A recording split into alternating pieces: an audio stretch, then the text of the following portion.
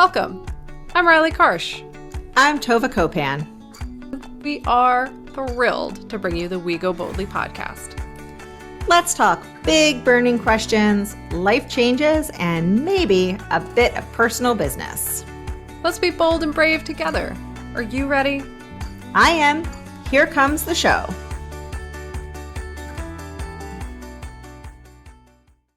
Hello, and welcome to We Go Boldly, the podcast. We are so very excited to have you with us today. I am Riley, and I'm here with my fantastical, amazing, wonderful co-host, Tova. We are going to dive in to the tail end of our season on unlocking what holds us back. Before we do that, of course, let me say hello to Tova and see how she's doing today. What's happening, Tova? What's going on? When we are recording this, there are smoky fires in Canada. Yes. Leading to smoky air in like the entire Northeast. So that has been interesting. I remember last year, California was very orange and they were showing pictures of the orange sky. And I was like, oh, and then like last night I'm watching my son's baseball game and it's like, so this is like that night in the beginning of like the dystopian post-apocalyptic movie. Yep. And like what happens tomorrow is the end of the world. Right. We were driving back from one of my daughter swims. So we were driving back from her swim practice and both kids in the car, and my son was like, he's very into weather. Like it's his jam. He loves to read about weather, and that's cool. I now know way more about like tornadoes and hurricanes and all these things than I would ever have known otherwise. But he's also into like natural disasters. So he knows everything you could possibly know about fires, and in particular, these kind of huge forest fires, right? So he's telling me what kind of fire he thinks it is, something about a crown fire. I don't know. And he's like, I get it. I know that it's not here. I know the fire's really far away, but you know what? This is giving me very bad vibes. And he was like, I'm not here for this hazy, the sun is bright orange. Like, I don't like this. Yeah, I was talking to someone last night and it was like, whatever the edge that the pandemic got us to, I feel like this has now pushed us over.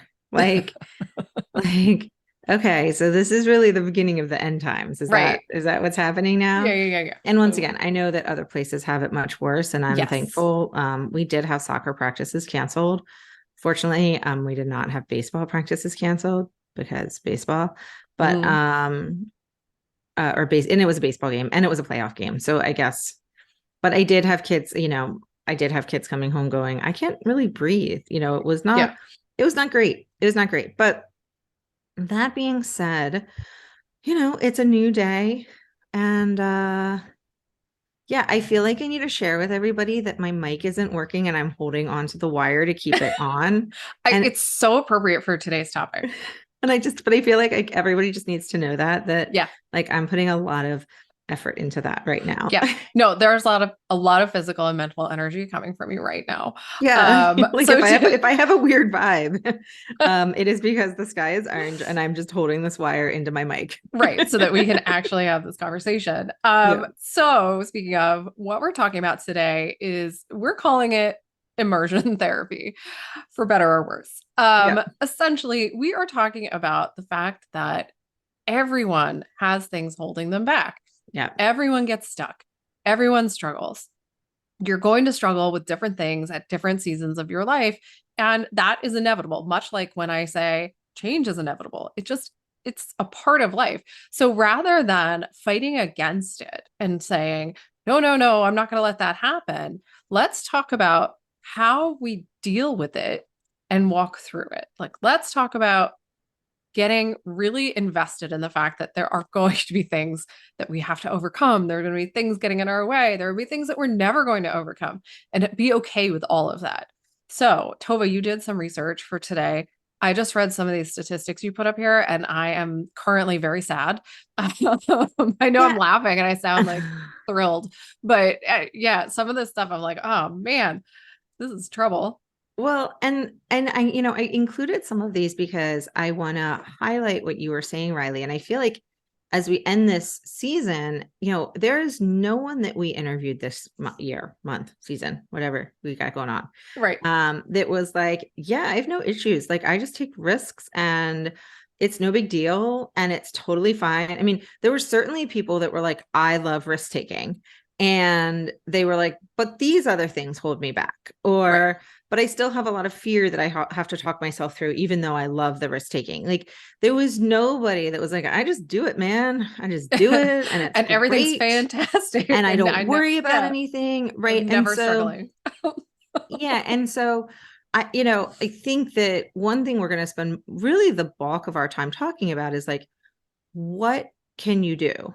And I think the reason we want to start out with some like kind of negative statistics is because we can't wait until we identify the thing that holds us back to keep ourselves going. Like, we need to, obviously, and we'll talk about this, like, and we've talked about it over the last season, we need to take the time to figure out what it is holding us back. Because if we're just walking around like something's holding us back, like, I don't know what it is, like, you're not going to be able to figure it out. But there are still things we can do that are kind of like default things that we should be doing in our lives for no matter what's holding us back. Like, yeah, it there's doesn't matter systems we can put in place, right? 100%. So that's kind of what we're going to talk about. But I want to normalize it so that we just get rid of that feeling that like there's something wrong with us if something's holding us back, or if there's something that we feel like something's wrong with us because we aren't like every day coming at it with like 100%. I mean, like right now, my desire to get a semi-decent night's sleep is what's holding me back. Like, I mean, or, launching you forward, depending on how you look at it. Forward. I mean, it really isn't holding me back. Let's be honest, but it feels like it's holding me back because I have some projects I just want to get done. And I know if I power through that 10 o'clock tiredness, I can rally to 2 or 3 o'clock in the morning. I also know I'm not as productive as I think I am at night. And then I'm way less productive the next day. And if I do it 2 nights in a row, then I'm even less productive the next day. That's like game over for me if that happens. Yeah. And so it's a pretend thing in my head that I think that I'm being held back by my need to sleep. But I'm really like this week being like, nope. I am sleeping. I am making myself sleep. I'm letting myself sleep. So anyway, let's just look at some of the statistics. And this was from a study by Oracle and Workplace Intelligence. And it was looking back over the last year. I mean, and it said like 80% of people have been negatively impacted either by finances or their mental health, their career stress, career motivation. I think we all, know that we don't need statistics. What I thought was interesting was that lack of control and feeling stuck were very common experiences. People felt that they had lost control over their futures. Like 43% of these people. And I think that, we, Riley and I, were just joking, but we joke about the fact that the sky is orange because there is that feeling of loss of control over our future. Yes. But they felt a loss of control over their personal lives, their careers, their relationships. 27% of the people felt trapped in their routines, and 26% felt more lonely than they've ever felt before. And I believe, I don't know what organization it was. It's one of the health organizations. Like, I don't know if it wasn't the CDC, but was it the Surgeon General's office just came out like in the last month and said that like loneliness is this huge contributor to just everybody, like it's a pandemic basically. Yeah, they came out and said essentially that loneliness is the next epidemic, really, and it's spread throughout everyone everywhere for the most part. I mean, that's an exaggeration. Obviously, there are some people who probably don't feel lonely, but I think the vast majority of people, particularly adults, but even children, like have this struggle with feeling lonely. And yeah, it's epidemic level is what they were saying, which is astonishing. And I think that, the take home of, I hope, of this whole episode and of this whole season, maybe even, is that we can't be passive, right? Like, you don't get over loneliness by waiting to engage with other, like for other people to engage with you. Yeah. Like, you get over loneliness. I mean, you don't get over. It's not something you get over, but you Right. you deal with loneliness by engaging with people and by figuring out what engagement looks like for you. Yes. Like engagement is not the same for everyone. And I've talked often about how, social media and seeing other people out at parties, I can suddenly feel lonely because I'm comparing myself to them until I realize like I don't want to be there anyway. Right. So like figuring out what is good for us. I'm just beginning a book called The Myth of Normal, and I'm sure you're all going to be hearing about it a ton over at least the next couple of weeks, because I'm going to be really binging it because I need to get it back to the library soon.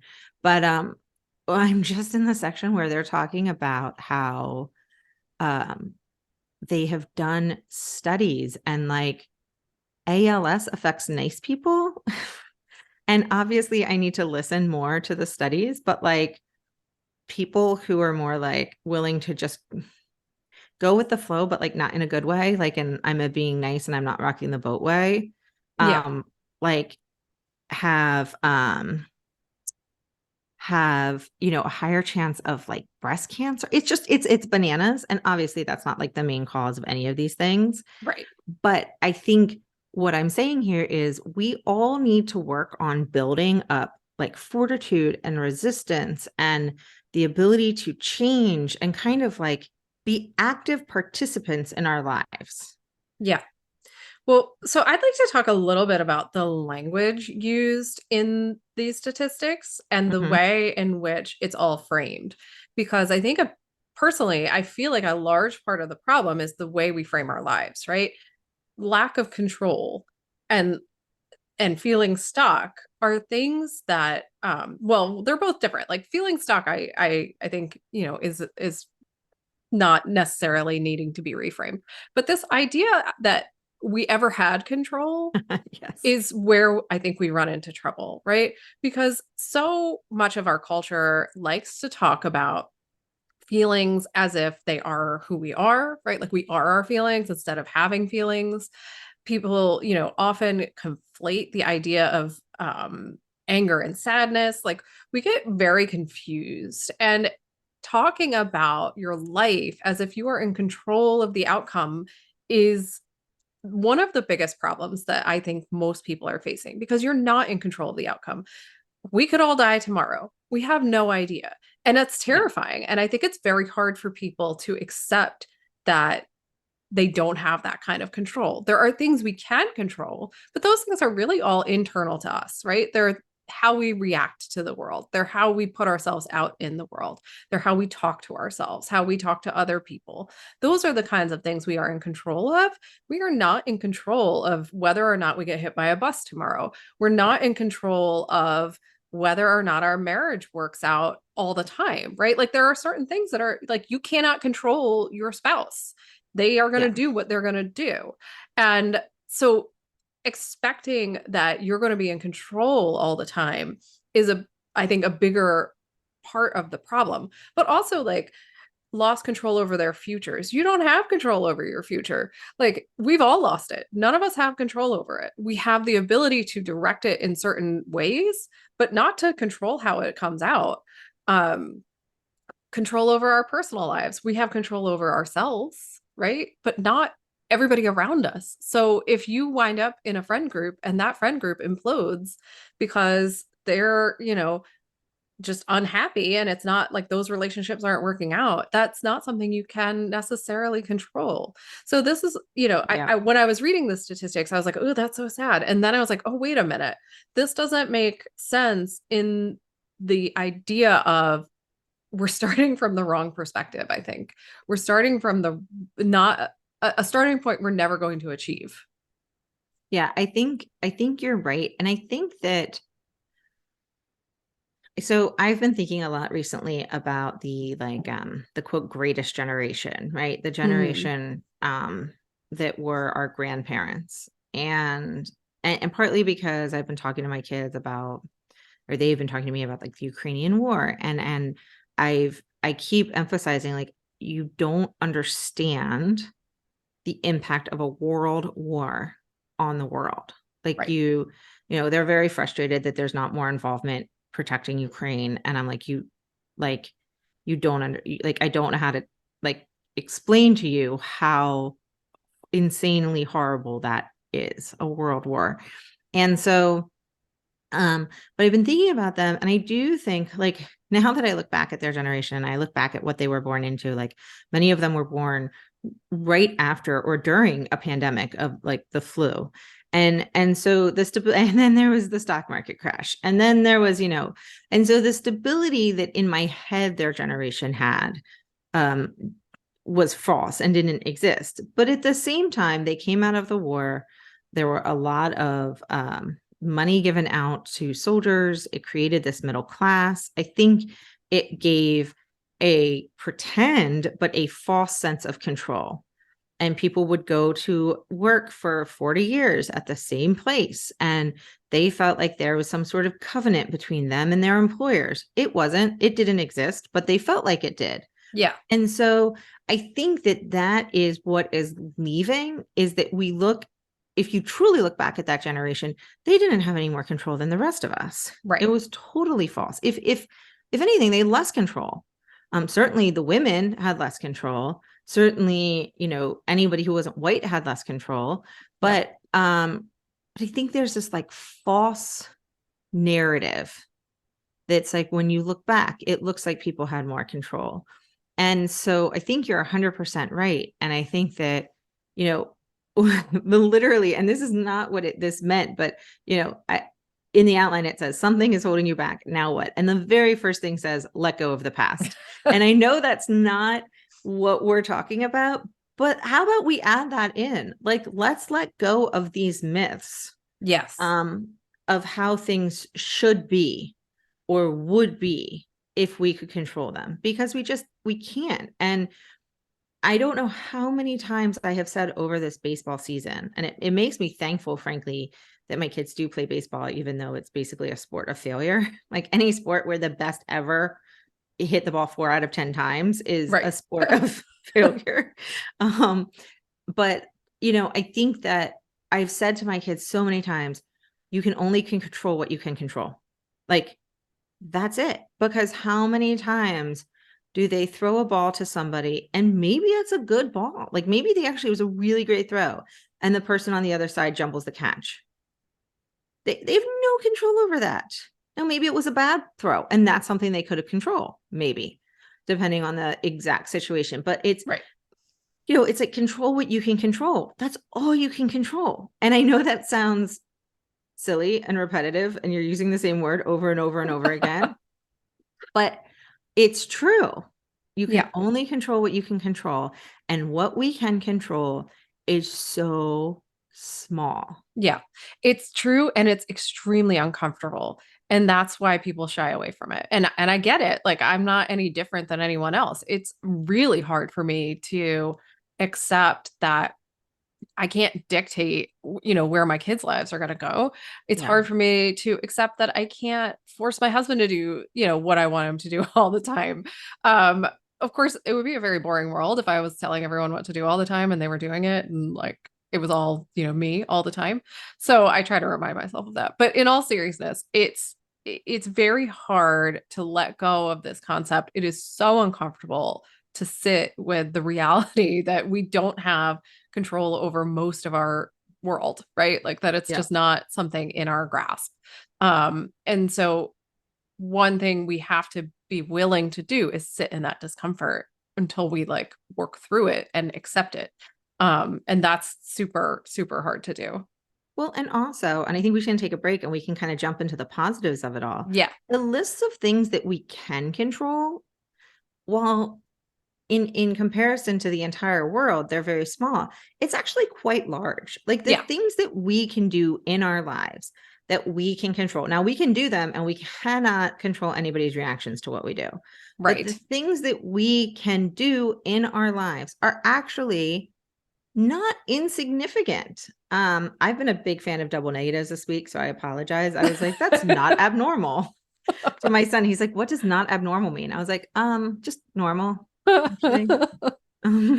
But it's not significant. It's significant, the things that we can control. So let's take a quick break and then come back and start looking at what we can do, no matter what is holding us back.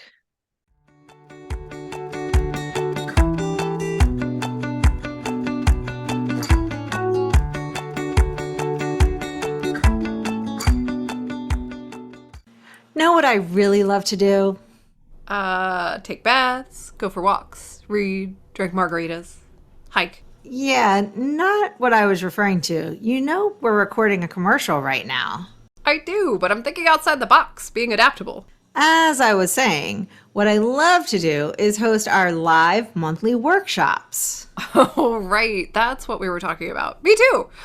They are a lot of fun to put together and host every month. And we can bring margaritas, so join us for live conversation as we get a bit deeper into topics near and dear to our hearts. We go through everything from self-care to setting boundaries. We share coaching tips, practical advice, and take questions from the audience. It's a whole lot of fun.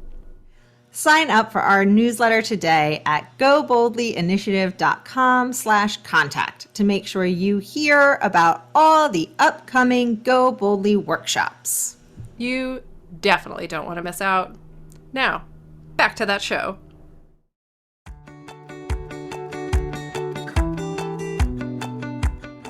All right, welcome back. So we are taking the turn for the positive, and we are recognizing that there's just pretty much everything we can't control, but there's a lot that we can control. And so, like I said, the first thing on the list was to let go of the past, which I think is kind of hilarious based on what we were just saying. Yeah. But the next step is you can let go of the past and decide to find peace.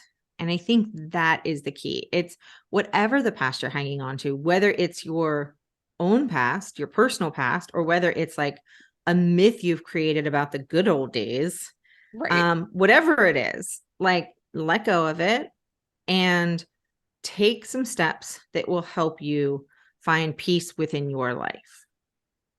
Right. Yeah. Essentially living in the now versus, like you were saying, holding on to the past, some myth of the past or ideas of the past, even if it's the reality of your past, letting that go and being present in your life. I think is, like you said, Tova, like the first step in the process. Well, and I think that not, it's been a while since I mentioned Prince Harry's book, Spare, but I think it's never a bad time to mention his book. But, when you said like the reality of your past versus the myth of your past, it's all a myth. It's all the stories we tell ourselves. Right. Right. Because my experience and someone else's experience of my life is totally different. And so we have to, and once again, when we say let go, we never mean forget, in the sense that like you might need to go to therapy.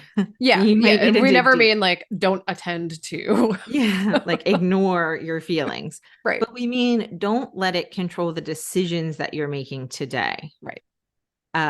So we want you to let go of your past. And then, we have a long list, and I will tell you, there are a lot of lists out there on how to get unstuck, and they'll be on our resources page. And I think that one thing I was very impressed by is, first of all, when you look for these lists, because I was looking for some, there was not like 35 things to do to get unstuck. It was like 7, 6, like it was like reasonable numbers, which is unusual, right? Which is unusual. And I very much appreciate it. Yeah. Now the next one is super generic and massive and huge, but I kind of am just keeping it there because it's fun, which was change your attitude. Which is easier said than done. Absolutely. But there's a lot of ways that you can change your attitude, and we've talked about them a lot before, right? So you can meditate. You can go for a walk. You can spend time by yourself. You can try to figure out ways to listen to your inner voice. You can go meet new people, go do something new, read a book from a different genre.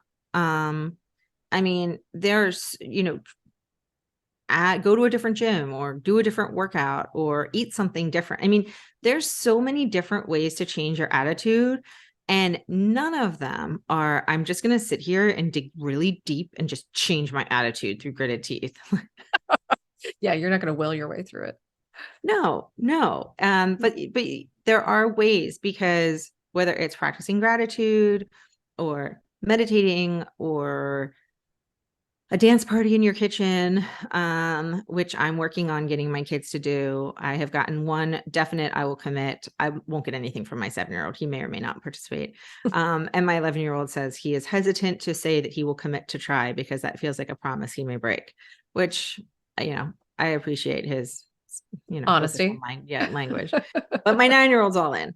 But there's definitely figure out a way, whatever it will be for you, to start changing your attitude. And you kind of have to constantly work on changing your attitude, because it is so easy for us to let things hold us back or to get stuck and we don't even realize it's happening. Yeah, absolutely. And I think importantly on this list, start with little changes, right? You may have just said this or I heard it in my head, but you don't have to make drastic changes in your life right away, right? You can start with small things. You can start with once a month, you go to a meetup that does yoga together in the park, right? Like it doesn't have to be every single day, all the time, everything's going to change right this second. Like that's not realistic. And it's also not sustainable. You'll burn yourself out. So start with small things and build up. Also, this is a big one. Believe in yourself. You have to take, and this is part of changing your attitude, I think. You have to take the stance that you are capable, right? That you are capable of getting unstuck, that nothing is forever, and that is possible for you to do the thing you want to do. And if you don't have that belief in yourself, yes, you can do the whole fake it till you make it. I don't know if I agree with that or not. I'm sort of on the fence. But regardless, you can do what you have to do in order to allow yourself to believe in yourself, whether it's like saying a mantra every morning or listening to a meditation that is uplifting and affirming, or talking to a counselor or talking to a friend and saying, this is what I'm trying to do. I could use some accountability for this. So I think that it's really important that you add that to your changing of your attitude. And I would also add, in the believing in yourself, believe that you deserve to do all of these Yes. things. Yeah, for Right? sure. Like, I think that's something that we forget to talk about, because we assume, I don't know if it's correct or not, that if you're listening to this podcast, you hopefully know that you're deserving of growth in your life and change in your life. And that's partly why you're listening to this podcast, Right. or why you're doing coaching or whatever it might be. But know that you deserve to take the time to figure this stuff out. Like, Yeah. you don't just have to go through life feeling stuck. Right. And at the end of the day, you deserve to have the life you want to have.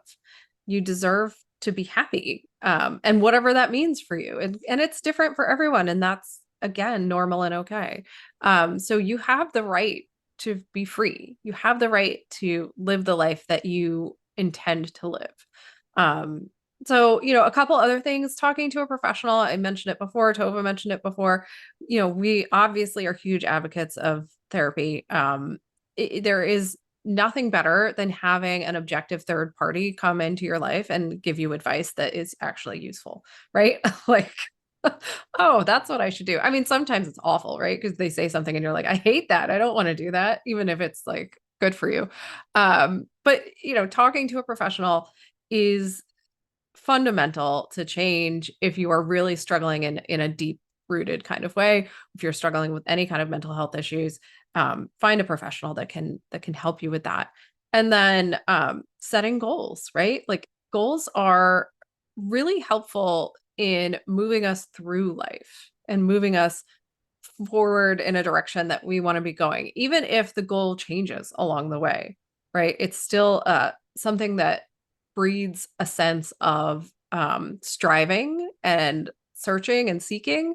And the goal might be to be happier, right? The goal might Right. be to find joy. The goal might be to get a new job. It like there are so many different ways you can set goals.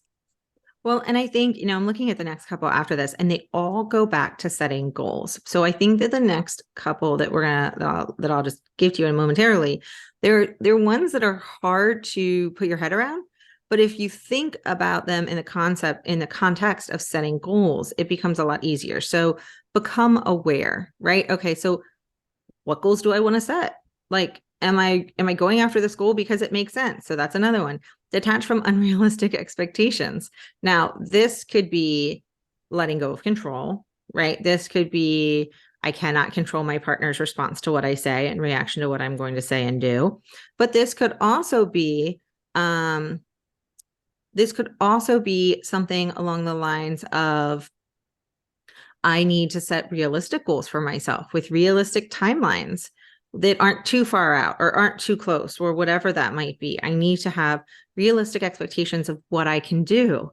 And my goals cannot require me to be perfect in order for me to achieve them.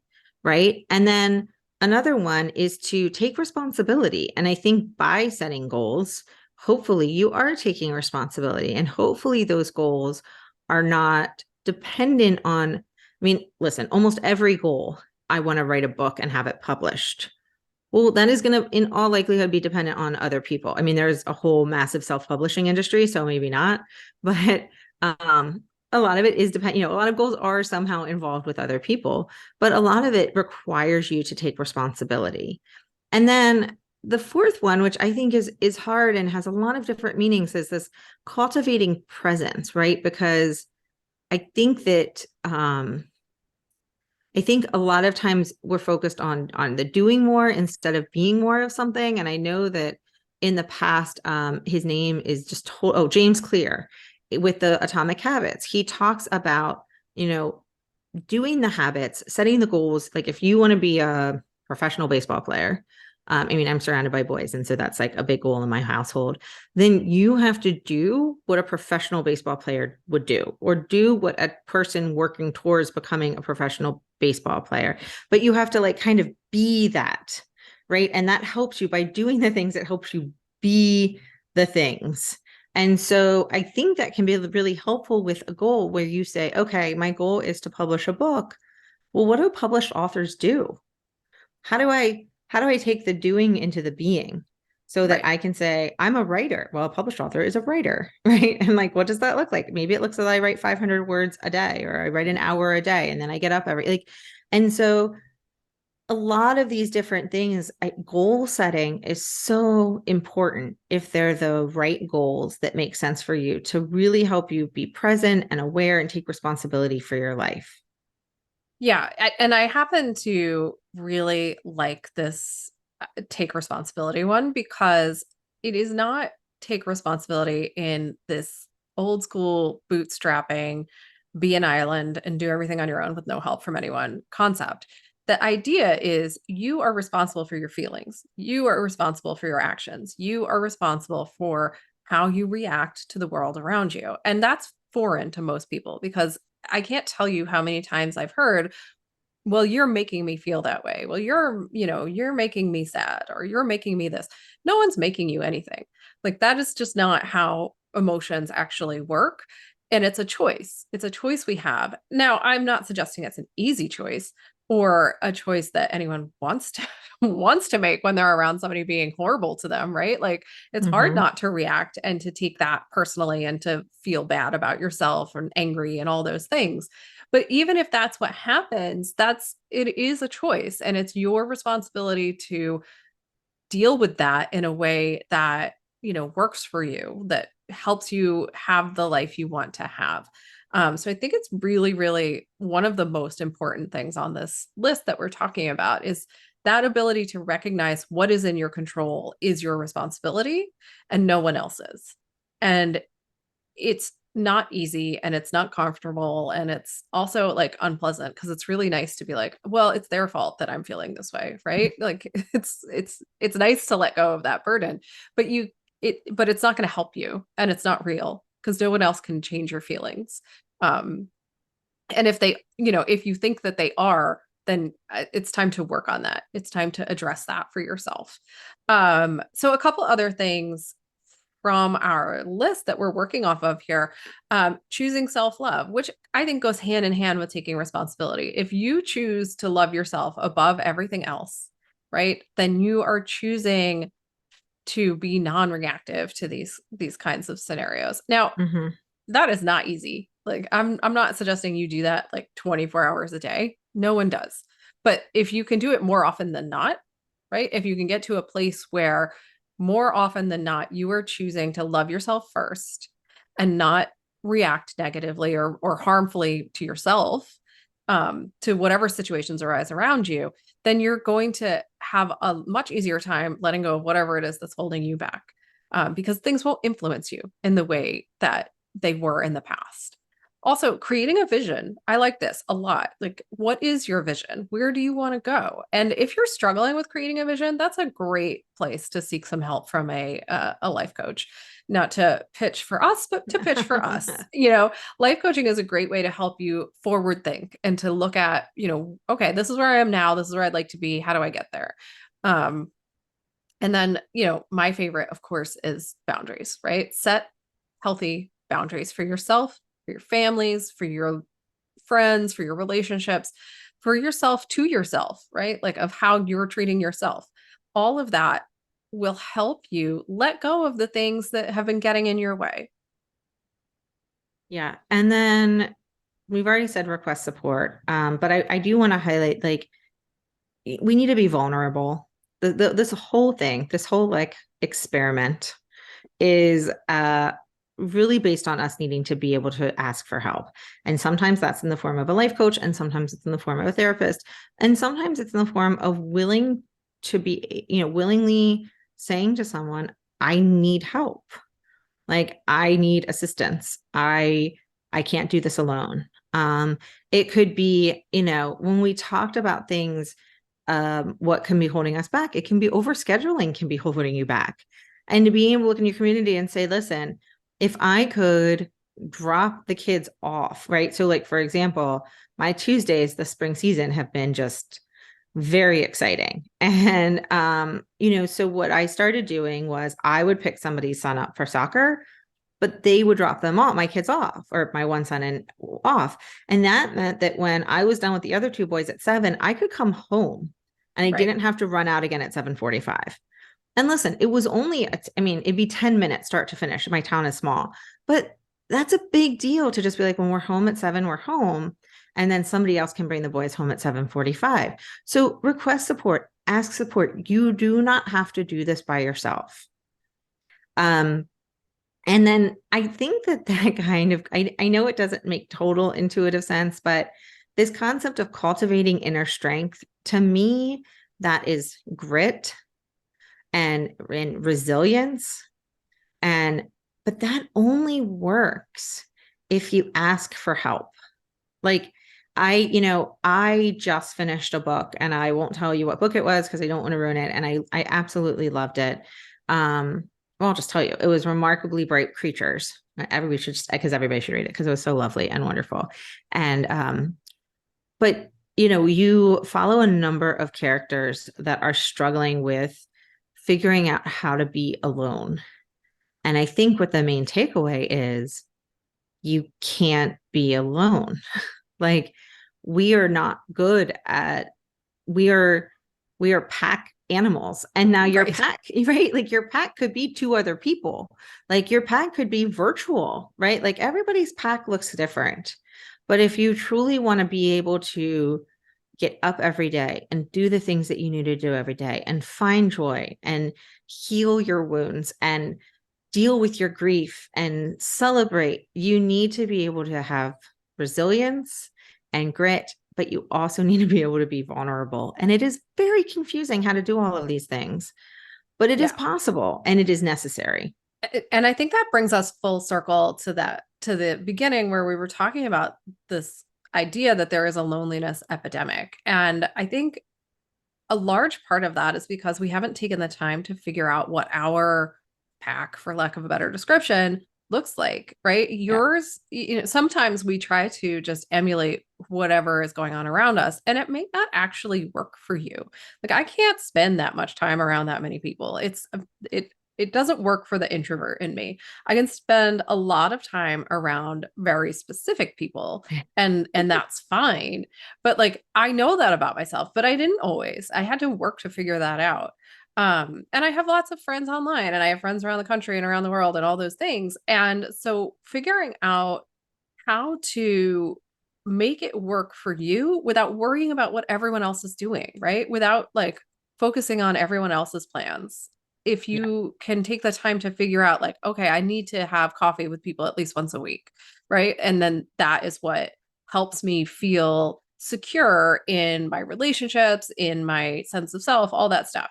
But who knows what it is for you? The only way to figure it out is to stop and think about it and work on it. And again, that's a great way to work with a life coach, is to help you figure those things out. But we do need to take one more break. So let's quickly take a break. And when we come back, I want to talk about this other concept you have in our outline, which is about believing in hope. So we will be right back, everyone. In case you didn't already know, we love talking. True story. More than simply talking, we love researching, prepping, and bringing this podcast to life. We launched We Go Boldly with the goal of reaching people dealing with the kinds of questions and concerns that we also face. Things like how to hear my inner voice, how to make sure my habits are worth it and stick, how do I feel my feelings and still manage to function. After years of personal work and lots of trial and error, we realized we have a lot to share on these topics. Now we've been broadcasting for over a year, and we are proud of our podcast.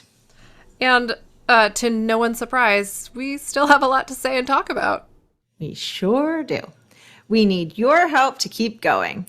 Every episode takes time and money to create, and we would love your support. So, if you like what we are doing, please support us by joining our Patreon community and becoming a monthly subscriber. Join our Patreon community today at patreon.com/wegoboldly. We are so grateful to all of our supporters. Now, back to the show.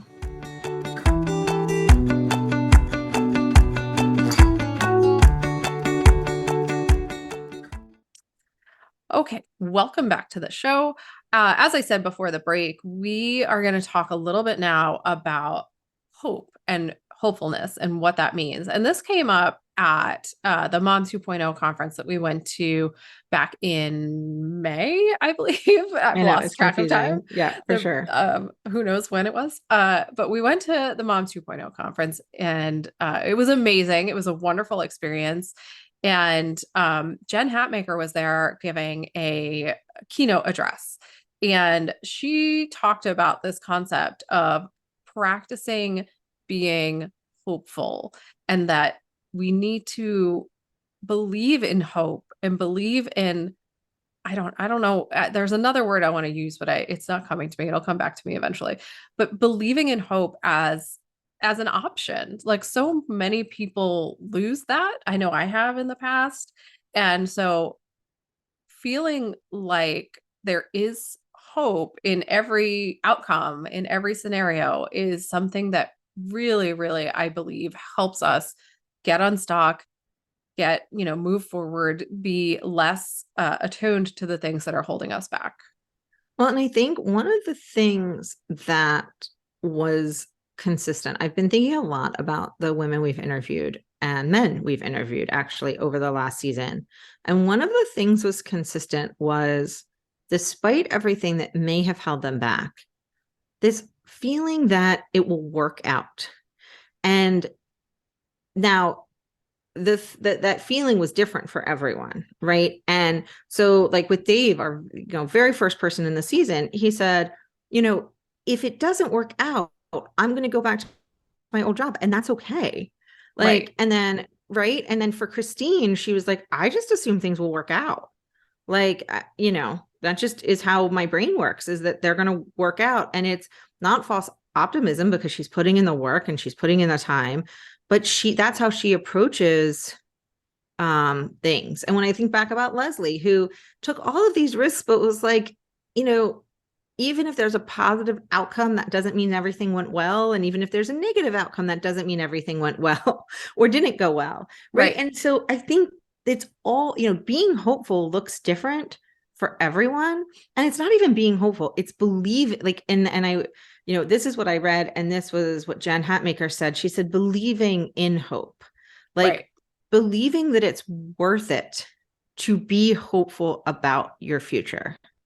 And I think that is what, I think you need to do all these other things. think you need to figure out, what is it going to be every day that I do? Am I going to practice gratitude? Am I going to go for a walk? Am I going to meditate? Am I going to do all three of those at the same time? Which in the world of apps, you can. I am living proof, as I did all those things this morning. Right. Like, what is it that you're going to do that's going to help you if you get stuck, if you find things are holding you back? What kind of support system are you building? I mean, so believing in hope doesn't mean you don't do these things, because as part of Jen's speech, the first thing she said was, you need to invite safe people in. So she talked about how hard that is. And the second thing was practicing radical self-care, right? Nourishing yourself, whatever that looks like, whether it's with music or art or food, like, you need to nourish yourself. You need to care for yourself. So we're not discounting those things. All of those things, everything we just spent the last 20 minutes listing, has to be done. But then I think that the most important thing to keep us going and to keep us unstuck is to believe in hope. Believe that everything you do does have a purpose and can work out. And even if you don't know what that looks like. Yeah. No, what were you going to say? I was just going to say that I think it might be counterintuitive to some folks listening, or, people who have sort of been in discouraging situations, right? To think like, okay, I'm going to be hopeful about this, despite the fact that all signs are pointing to, epic failure, or, some heartbreak, or whatever it is. And the key, I think, to I'm getting so repetitive today, that one of the keys to believing in hope is letting go of outcomes, right? Because if you believe in, or if you let go of the outcome, then it's much easier to be hopeful, because it's not dependent on a specific thing happening.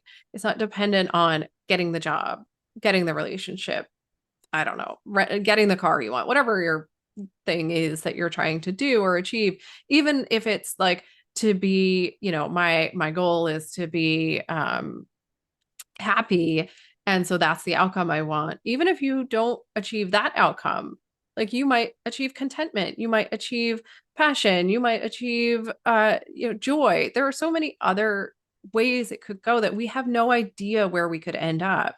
And so believing in hope allows you to expect the unexpected, to embrace the unexpected, right? And to be excited about possibilities. Well, and I think, you can do the exact same things working towards an outcome, but there's the difference between sort of these three different thinkings. One is, what if it doesn't work out?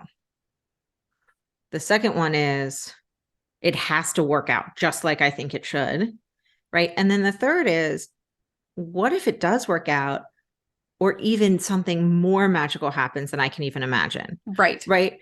And those are three ways of thinking, but you've done the exact same thing. Like, the doing doesn't change, but the being is different, right? Like, you are bringing a different thought process to it. So you're doing the same things. The goals are the same, but instead of being like, well, it might not work out, and that's really scary, and I don't know what I'm going to do, and blah, blah, blah, blah, blah. And then, or it has to work out. That's the only way things are going to work.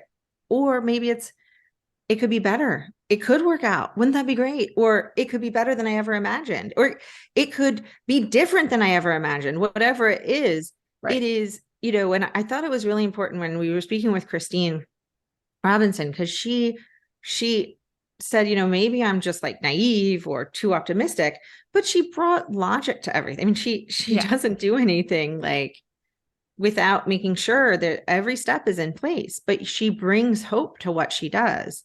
And I think that is sort of the point behind all of this. And that's how you're going to unlock what holds you back. Yeah. Because if trauma is what's holding you back, right, then you have hope and you believe in therapy being able to help you, right? If fear is holding you back, then you believe if you work through that fear, whatever it is, if you believe that you can figure out the thing holding you back, that you can continue to work through and strive for your goals, that requires hope, right? I think that even if you're listening to this and you're thinking, I don't really know, just by you listening to this podcast and any podcast about like in this nature means that you have hope. Right. And you believe in hope, even if it doesn't feel that way every day. Yeah. Well, and I think, I know we need to get to homework and wrap up, but that what you just said, I want to highlight. Even if it doesn't feel that way every day, nothing is going to feel the same every single day. Like that's just not how human nature works, right? We're constantly changing our emotions. We're constantly feeling new things, different things, going back and forth. And that is okay. It's I think it's about the law of averages, right? Like how does it all average out for you? Not am I every single day, 24 hours a day, feeling this one way, right? So I just want to highlight that because I think it's important. But we do need to wrap up. And Tova, you have some homework for our listeners. I do have some homework for our listeners.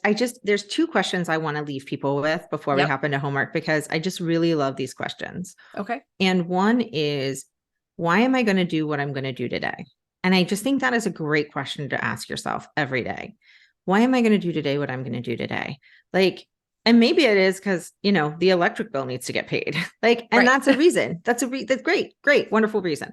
But I think it's important to ask yourself those questions, because I think sometimes we'll be like, oh, because I signed up for something and I didn't mean to. Like, that's a great question. The other one is, what would future me want me to do today? And this, hopefully you're tying it in with your goals or anything. But what I love about this question is, if you are feeling stuck, just by asking your question, you are acknowledging that there is a future you that is different than the one that is stuck today. So it doesn't even matter what your answer is. You're just, by asking that question, it's so powerful. So those are two questions that I'd love to have people just remember to ask themselves. But okay.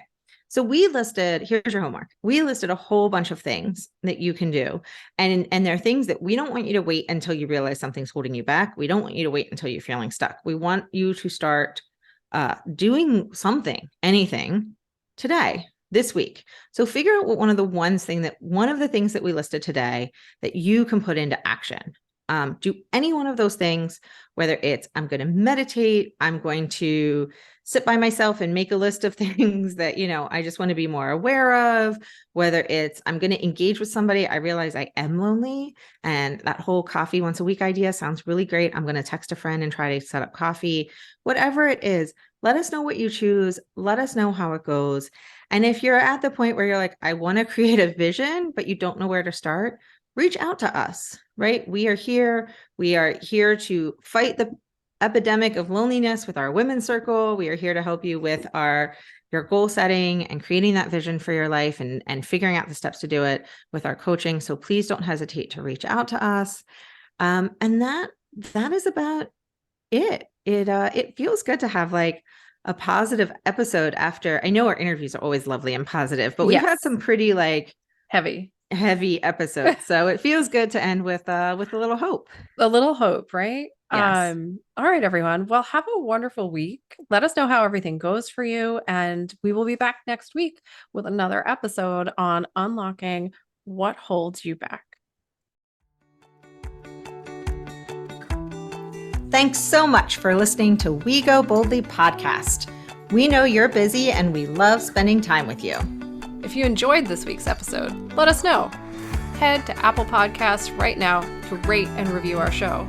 While you're there, be sure to click that subscribe button. Want more us time? Follow us on all the socials at Go Boldly Together. Want even more us time? As in all the coaching pizzazz. Find us at goboldlyinitiative.com for all the info. We will be back with more excitement, research, and deep thoughts next week. Until then, keep on being the bold, brave, amazing people we know you already are.